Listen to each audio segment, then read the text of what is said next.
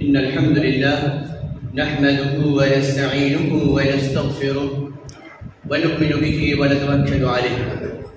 ونعوذ بالله من شرور أنفسنا ومن سيئات أعمالنا من يهده الله فلا مضل له ومن يضلل فلا هادي له وأشهد أن لا إله إلا الله وحده لا شريك له وأشهد أن محمدا عبده ورسوله أما بعد فأعوذ بالله من الشيطان الرجيم بسم الله الرحمن الرحيم أولم ير الذين كفروا أن السماوات والأرض كانتا رتقا ففتقناهما. معزز سامعین کرام، حاضرین، دینی بھائیوں، بزرگوں، عزیز بچوں، ہر قسم کی تعریف و توصیف، حمد و ثنا، کبریائی و برتری اللہ رب العالمین کی ذات کو زیبا ہے، جو سب سے بہترین کریٹر ہے، میکر ہے، شیپر ہے. اللہ رب العالمین کہہ رہا ہے وہ اللہ الخالق البارئ المصور له الاسماء الحسنى. اللہ رب العالمین کی تمہید و تقدیس کے بعد سب سے افضل ترین انسان جناب محمد رسول اللہ صلی اللہ علیہ وسلم کی شخصیت ہے، اور اللہ رب العالمین نے آپ کی زندگی کو قیامت تک بسنے والے انسانوں کے لیے اسوہ اور نمونہ بنا کر پیش فرمایا ہے. اور اللہ رب العالمین نے دنیا کی تمام تر جدید انکشافات کو نبی مکرم صلی اللہ علیہ وسلم پر نازل شدہ کتاب کے اندر اللہ رب العالمین نے منکشف فرمایا ہے، یعنی کھول کھول کر اللہ رب العالمین نے اپنے کلام میں بیان کیا ہے. سامعین، آج کے درس کا عنوان ہے قرآن اینڈ ماڈرن سائنس. اللہ سبحانہ و تعالیٰ اپنے کلام کے اندر انسان دنیا میں جتنی بھی ترقی کر لے ان تمام کے تمام ترقی کے راز کو اللہ رب العالمین نے کھول کھول کر بیان فرمایا ہے. شاعر ہند علامہ اقبال علیہ الرحمہ کہتے ہیں کہ ڈھونڈنے والا ستاروں کی گزرگاہوں کا اپنی افکار کی دنیا میں سفر کر نہ سکا، دنیا کی حکمت کے خم و پیچ میں الجھا ایسا، آج تک فیصلہ نفع و ضرر کر نہ سکا. سامعین، اللہ سبحانہ و تعالیٰ نے اپنے کلام کے اندر تقریباً 1000 ایسی آیتیں ہیں، اس سے بھی زائد آیتیں ہیں جس کے اندر اللہ رب العالمین نے دنیا میں جو کچھ ہو رہا ہے اور جو کچھ ہوتا رہے گا اور جو کچھ ہو چکا اللہ سبحانہ و تعالیٰ نے اپنے کلام کے اندر نشاندہی کی. قرآن میں کل 6636 آیتیں ہیں، اور ان 6636 آیتوں میں سے سائنس کے متعلق اللہ رب العالمین نے تقریباً 1000 سے زائد آیتیں نازل فرمائی کہ انسان ترقی کرتے کرتے چاند پر پہنچ جائے، انسان ترقی کرتے کرتے زمین میں غوطہ زن ہو جائے، انسان ترقی کرتے کرتے ہواؤں میں پرواز کرنے لگے. اللہ سبحانہ و تعالیٰ ان تمام تر حکمتوں کو، تمام تر تکنیکی نظام کو اللہ رب العالمین نے اپنے کلام میں بیان فرمایا. اللہ سبحانہ و تعالیٰ کہہ رہا ہے کہ ایک بہت ہی مشہور سائنٹسٹ گزرا ہے جس نے قرآن مقدس اور اسلام کے متعلق اس نے کہی ہے، اور اسے نوبل پرائز سے بھی نوازا گیا ہے، جسے البرٹ آئنسٹائن کہا جاتا ہے. وہ یہ کہتا ہے کہ سائنس مذہبی اسلام کے بغیر لنگڑا ہے، یعنی اسلام اور اسلام کی تعلیمات یعنی قرآن کے بغیر جو سائنسی ایجادات ہیں اس کی مثال ایک لنگڑے جیسی ہے. کون کہہ رہا ہے؟ آئنسٹائن کہہ رہا ہے. اور آگے وہ کہہ رہا ہے کہ سائنس کے بغیر قرآن مجید کی آیتوں کو، احکامات کو دوسروں کو سمجھانے میں دشواریاں درپیش ہیں، مشکلیں درپیش ہیں. یعنی یہ جو جدید ایجادات ہیں، یہ ایجادات کے سلسلے میں وہ کہہ رہا ہے کہ اسلام وہ حقیقی مذہب ہے جس کے اندر اللہ رب العالمین نے ریگستان میں بسنے والے انسان، معمولی خوراک پر جینے والے انسان، ٹاٹ پر سو کر اپنی زندگی گزارنے والے انسان پر لارڈ نے، اللہ سبحانہ و تعالیٰ نے یہ کلام کو نازل فرمایا، اور یہ کلام سے ہمیں بے شمار رہنمائی ملتی ہے، کلام سے بے شمار رہنمائی ملتی ہے. وہ یہ کہتا ہے کہ یہ کائناتی نظام کیسے وجود میں آیا، کائناتی نظام، یہ دنیا کا نظام کیسے وجود میں آیا۔ یہ جو چاند آج ہمیں دکھ رہا ہے، یہ ستارے جو ہمیں دکھ رہے ہیں، یہ جو سورج ہمیں دکھ رہا ہے، در حقیقت یہ تمام کی تمام چیزیں، یہ تمام کی تمام رب سبحانہ و تعالیٰ کی خلقت منجمد تھی۔ اللہ رب العالمین نے اسے ایک منجمد شکل عطا کی تھی۔ اس کے بعد اللہ رب العالمین نے اس کائنات کے نظام کو اور اس میں انسان کو بسانے کا فیصلہ کیا، لہذا اللہ رب العالمین نے ان تمام نظام کو اللہ رب العالمین نے جو ایک شکل میں اختیار تھی، ایسے وقت میں اللہ رب العالمین نے اسے الگ الگ جدا کیا، جسے دنیا آج کی جدید تحقیق بگ بینگ کے نام سے یاد کرتی ہے، بگ بینگ کے نام سے یاد کرتی ہے، اور اس بگ بینگ کا تذکرہ اللہ رب العالمین اپنے کلام میں کرتا ہے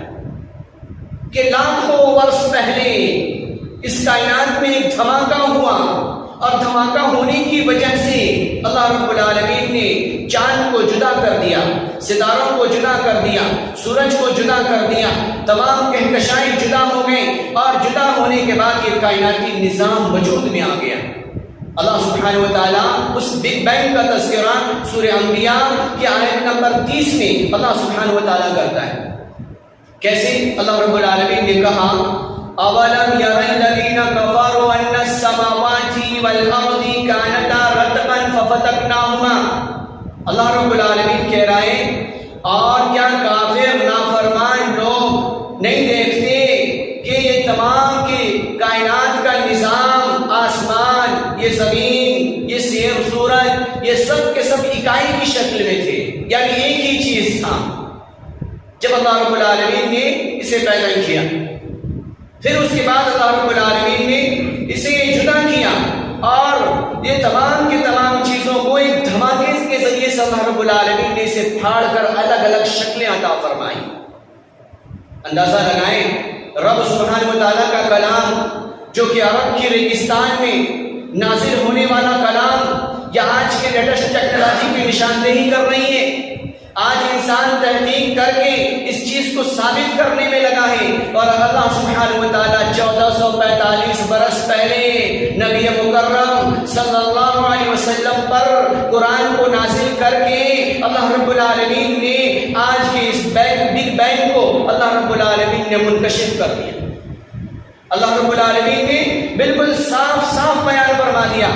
آگے چلیں کہ ابن ہبل جو کہ ایسٹرونومی کا اسپیشلسٹ ہے، ایسٹرونومی کا وہ اسپیشلسٹ ہے، اور اس نے تحقیق کرنی شروع کی، کائناتی نظام پر اس نے تحقیق کرنی شروع کی، اور 1925 میں وہ امریکہ کے اندر وہ پیدا ہوا، اور پیدا ہونے کے بعد جو اس کا مشن تھا کہ کائناتی نظام پر ریسرچ کیا جائے کہ یہ نظام کیسے وجود میں آیا، یہ کیسے بنا، اور یہ کیسے اس کے اندر پھیلاؤ پایا جا رہا ہے، اور یہ کائناتی نظام دن بدن کیسے بڑھتی چلی جا رہی ہے۔ اس نے ریسرچ کیا، اور ریسرچ کرنے کے بعد اس نے اپنے فیصلے میں لکھا، اس نے تحقیقات کرنے کے بعد وہ لکھتا ہے کہ یہ کائنات پھیل رہی ہے، یہ کائنات پھیل رہی ہے، اور اس نے یہ بھی لکھا کہ یہ سورج، یہ چاند، یہ ستارے، یہ سیارے، اس میں دوریاں در دوریاں پیدا ہوتی چلی جا رہی ہیں۔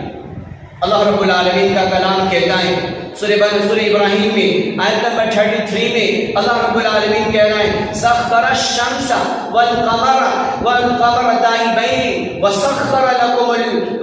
لکم اللیل والنہار، کہ اللہ سبحانہ و تعالیٰ نے سورج کو تمہاری خدمت میں لگا دیا، چاند کو تمہاری خدمت میں لگا دیا، یعنی مسخر کر دیا، اور وہ ایک دوسرے کے پیچھے بھاگ رہے ہیں، چکر لگا رہے ہیں۔ اللہ رب العالمین وہی اللہ سبحانہ و تعالیٰ اپنے کلام سورہ ابراہیم کی آیت نمبر 33 میں اللہ رب العالمین یہی کہہ رہا ہے۔ آگے اللہ رب العالمین نے زمین کی وسعت، زمین کی بڑھوتری،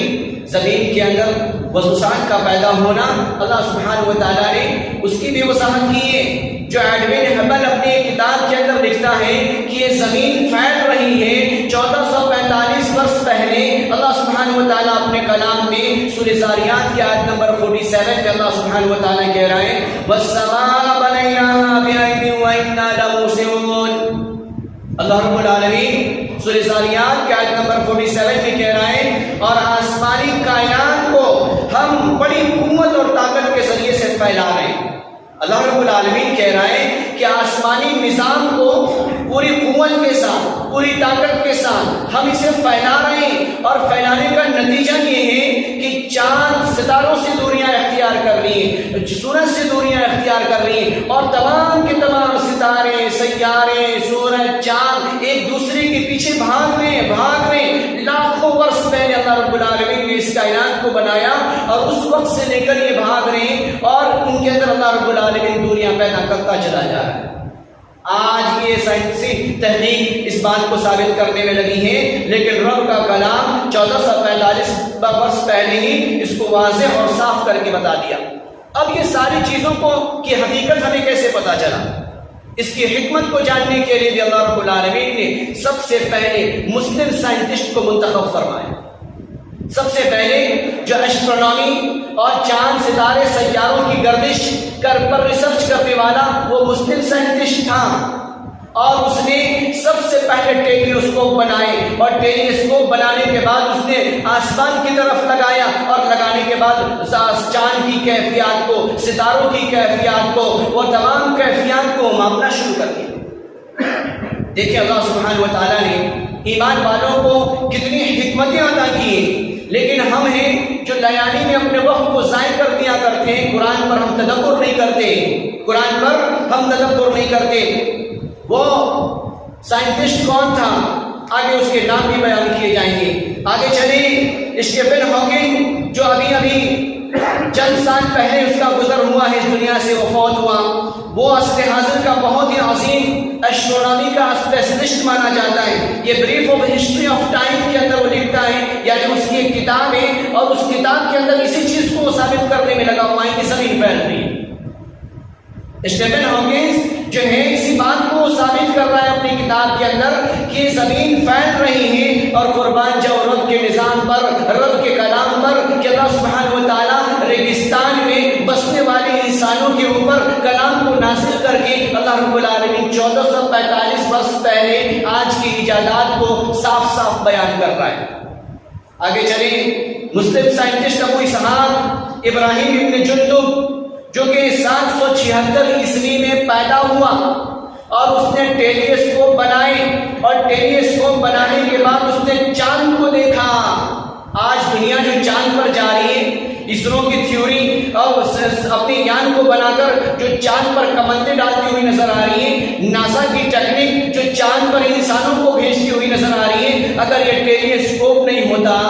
اگر انہیں یہ معلوم نہیں ہوتا کہ چاند پر ہے کیا،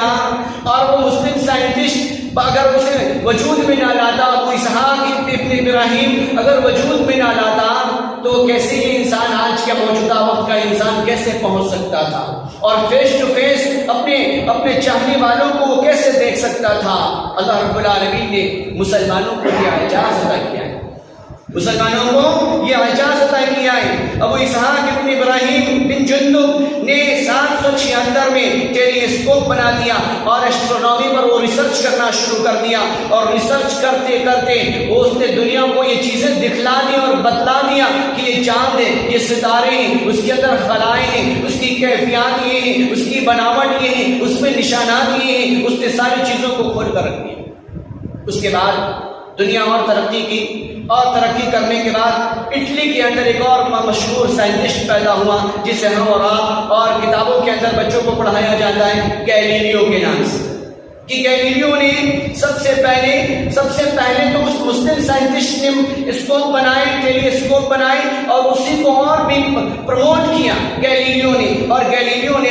اس کو اور وجود میں لایا، اور بھی آگے بڑھایا، یہاں تک کہ اس نے اور اس سے بڑا ٹیلیسکوپ بنا کر اس نے چاند کو اپنے اور قریب کر لیا، ستاروں کو اس نے اور قریب کر لیا، سیاروں کو اس نے اور قریب کر لیا، اور اس کی نقل و حرکت پر وہ نظر رکھنے لگا، جسے دنیا گیلیلیو کے نام سے جانتی ہے۔ لیکن یہ ساری چیزیں وجود میں کیسی آئیں؟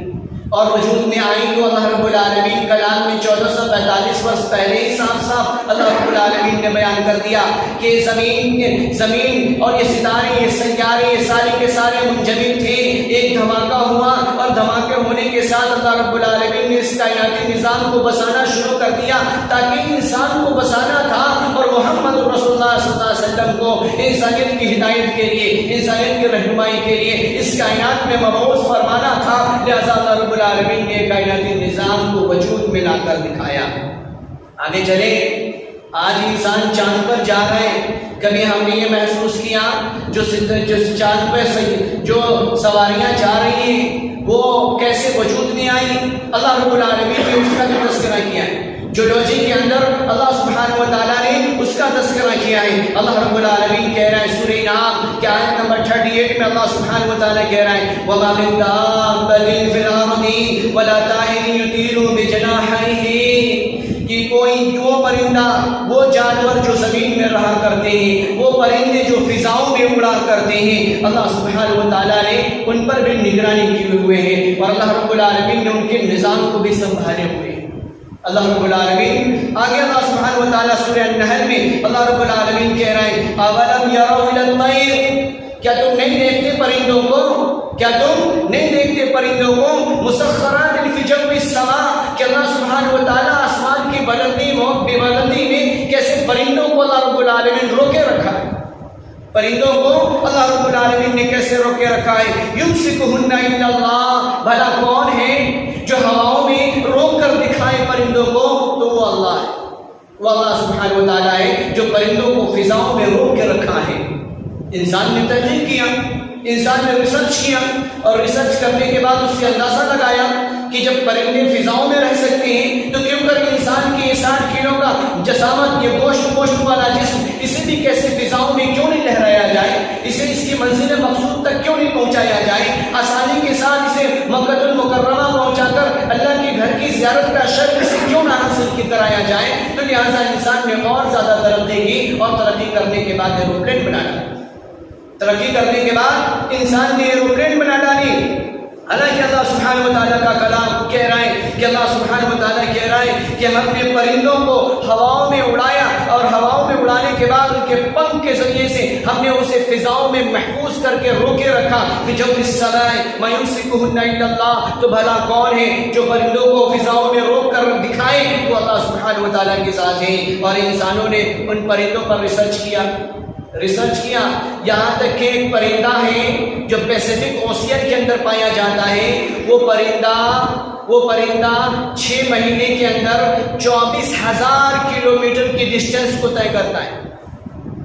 پیسیفک اوشین کے اندر وہ پرندہ پایا جاتا ہے جو کہ مٹن برڈز کے نام سے دنیا یاد کرتی ہے۔ گوگل پہ آپ سرچ کریں گے تو پتہ چل جائے گا، وہ 24,000 کلومیٹر کی مسافت وہ پرندہ اپنے ونگ سے، اپنے پنکھ سے آسانی کے ساتھ طے کرتا ہے 6 مہینے کی مدت میں، اور 8 کی شکل میں وہ جایا کرتا ہے اور پھر 6 مہینے کے اندر پھر وہ اپنی منزل مقصود پر وہ واپس آ جایا کرتا ہے۔ کون چلا رہا ہے؟ کون اس کے باغ کو، اس کے لگام کو کون تھامے ہوئے ہیں؟ وہ اللہ سبحانہ و تعالیٰ کے ساتھ ہیں۔ آگے وہ اپنی کتاب میں پروفیسر ہمبرگ اپنی کتاب کے اندر لکھتا ہے اس پرندے کے سلسلے میں کہ پاور آف فریزیلٹی کے اندر وہ کب لکھتا ہے اس پرندے کے اوصاف کو، اور اس پرندے کے اوصاف کو لکھنے کے بعد اس نے یہ لکھا کہ وہ 8 کی شکل میں وہ پرندہ اڑتا ہے اور اڑنے کے بعد 6 مہینے میں اپنی مسافت کو آسانی کے ساتھ وہ تکمیل کو پہنچ جاتا ہے، اپنی منزل پر آ کر وہ پھر سانس لیتا ہے۔ اب اندازہ لگائیں، ایروپلین جس پر ہم آسانی کے ساتھ ہم پھر رہے ہیں، اس کا ایجاد کرنے والا بھی مسلمان، سب سے پہلے اس جہاز کا ایجاد کرنے والا بھی مسلمان۔ اسپین کے اندر ایک سائنٹسٹ پیدا ہوتا ہے جس کا نام عباس ابن فرناس تھا۔ اس نے ایک پنکھ بنائے اور پنکھ بنانے کے بعد اپنے باڈی پر اس نے باندھے اور باندھنے کے بعد قرطبہ کی جامع مسجد پر وہ چڑھا، اور چڑھنے کے بعد سب سے پہلے اس نے اس پر فلائنگ کی اور فلائنگ کرنے کے بعد اسے چوٹیں بھی لگی۔ اور اس کے بعد اس نے اور ترقی کیا، یہاں تک کہ وہ 875 کے اندر 875 کے اندر اور زیادہ ریسرچ کیا کہ کیسے اپنے جسم کو ہم ہوا میں محفوظ کر سکیں، کیسے اپنے جسم کو ہوا میں ہم روک سکیں، اور اس نے اور بہتر سے بہتر عقاب کے پنکھوں سے یعنی ایگل کے پنکھوں سے اس نے اپنے ونگز بنائے، اور اس نے ریشم سے اپنے ونگز اپنے پنکھ بنائے، اور پنکھ بنانے کے بعد کورتبا کے پہاڑ پر وہ چڑھ گیا، کورتبا کے پہاڑ پر، اسپین کے اندر وہ پہاڑ پہ چڑھ گیا، اور پہاڑ پر چڑھنے کے بعد اس نے جمپ لگائی، گلائڈرز پہننے کے بعد اس نے جمپ لگائی، اور جمپ لگانے کے بعد 10 منٹ تک وہ فضاؤں میں اڑتا رہا، 10 منٹ تک وہ فضاؤں میں اڑتا رہا، آخرکار جب وہ زمین پر آیا تو اسے چوٹ بھی لگی۔ اس سے یہ پتا چلا کہ جہاز کا سب سے اول موجد تو اللہ سبحانہ و تعالیٰ نے پرندوں کو فضاؤں میں اڑا کر بتا دیا، لیکن اس پر ریسرچ کس نے کیا؟ تو ایمان والا مسلمان نے اس پر ریسرچ کیا، عباس ابن فرناس نے ریسرچ کیا، اور ریسرچ کر کے ایروپلین بنانے کی تھیوری دنیا والوں کو اس نے عطا کیا، اور اللہ رب العالمین 1445 برس پہلے ہی قرآن میں کھول کر اللہ سبحانہ و تعالیٰ اسے بیان کر دیا۔ اب اندازہ لگائیں اللہ رب العالمین کے کلام، یہ قرآن سائنس کی کتاب نہیں بلکہ یہ سائنس کی کتاب ہے، آیت کی کتاب ہے، اس میں جتنا بھی جستجو کیا جائے، ہر دن ہم نئی چیزیں ایجاد کرنے کے لیے اپنے آپ کو ہم تیار کر سکتے ہیں۔ شرط یہ ہے کہ قرآن کو دقیق النظر طریقے سے اسے پڑھا جائے، اس میں غور کیا جائے، تدبر کیا جائے کہ رب سبحانہ و تعالیٰ نے ایسا کہا تو کیوں کہا، اللہ رب العالمین کا ایسا کہنے کا مقصود کیا ہے۔ اگر اس پر ہم ریسرچ کریں گے تو یقیناً ہم سائنٹسٹ بن سکتے ہیں، دنیا کو نئی چیزیں ہم دے سکتے ہیں، دنیا کے لیے آسانیاں فراہم کر سکتے ہیں۔ اسی لیے ضرورت اس بات کی ہے کہ ہم اللہ کے کلام میں تدبر کریں اور اپنے ہم مدرسے تعمیر کریں۔ الحمدللہ ہمارا مدرسہ یہاں پہ تعمیر ہو رہا ہے، مدرسہ فاطمہ الزہرا کے نام سے، اس میں ایک لیب ہو، اس لیب پہ ہمارے قوم کی بچیاں ریسرچ کریں، قرآن کی آیتیں ہمارے نظروں کے سامنے ہوں اور قرآنی آیتوں کی روشنی میں ریسرچ کی جائے تو یقیناً معاشرے کے اندر اچھائیاں بڑھتی ہوئی پلکتی ہوئی نظر آئیں گی۔ اس کے لیے شرط یہ ہے کہ ہم دل کی گہرائی سے ہم قرآن کو پڑھیں اور اللہ سبحانہ و تعالیٰ سے دعاؤں کا بھی اہتمام کریں۔ اللہ رب العالمین سے ہم دعا کرتے ہیں کہ اللہ سبحانہ و تعالیٰ ہم سب کو قرآن میں تدبر کرنے کی توفیق عطا فرمائیں۔ اللہ رب العالمین قرآن کو بار بار سمجھ کے پڑھنے کی توفیق عطا فرمائیں۔ یقیناً شاعر کہتا ہے حضور حق سے محمد کو یہ کتاب ملی، حضور حق سے محمد کو یہ کتاب ملی، جس سے قسمت نوع بشر چمک اٹھی۔ یہی وہ کتاب ہے جس کی کوئی مثال نہیں، یہی وہ کلام ہے جس کو کبھی زوال نہیں۔ اللہ رب العالمین سے ہم دعا کرتے ہیں کہ اللہ رب العالمین ہم سب کو قرآن کو سمجھ کر پڑھنے کی توفیق عطا فرمائیں۔ اللهم تقبل منا انك انت السميع العليم وتب علينا انك انت التواب الرحيم، وصلى الله تعالى على خير خلقه محمد وعلى اله وصحبه اجمعين برحمتك يا ارحم الراحمين۔